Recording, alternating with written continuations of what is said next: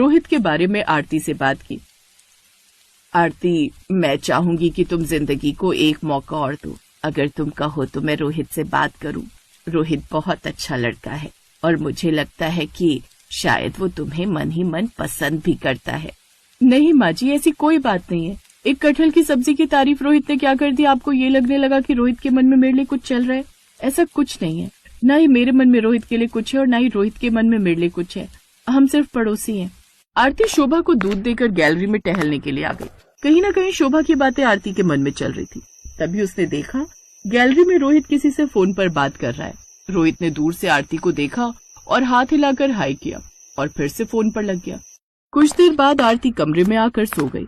अगले दिन आरती शोभा से बोली, आप मुझे कह रही थी ना कि रोहित के मन में मेरे लिए कुछ चल रहा है। पता भी है, रात को रोहित अपनी गैलरी में फोन पर किसी से बात कर रहा था। काफी देर तक रोहित ने इतनी देर रात तक किसी से फोन पर बात की। और आधी रात के समय कोई किसी से फोन पर बात क्यों ही करेगा? कोई गर्लफ्रेंड होगी, तभी तो इतनी देर फोन बिजी रहा।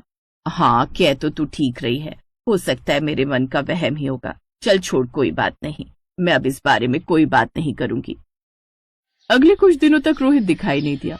आरती बार बार उसके फ्लैट की तरफ झांकती तो फ्लैट के बाहर ताला ही दिखाई देता। हिम्मत करके आरती ने नीचे गार्ड से पूछ ही लिया, अरे मोहन, इधर आना। बोलो आरती दीदी, क्या हुआ?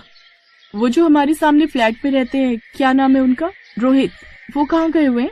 उनके फ्लैट के बाहर कुछ दिन से ताला लगा हुआ है। वो शादी के लिए गए हैं। आरती ने गार्ड के मुंह से बस इतनी बात सुनी और उसकी आंखों में आंसू आ गए। शायद उसके मन के किसी कोने में रोहित के लिए हल्की सी जगह बनने लगी थी।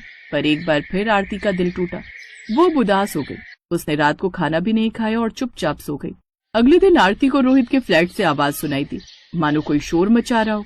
अरे आरती बेटा, देख तो जरा, रोहित किसी मुसीबत में दिखाई दे रहा है। तू जाकर मदद तो कर। रोहित कब आया? जी माँ जी। आरती ने रोहित का दरवाजा खटखटाया। दरवाजा खुला हुआ था।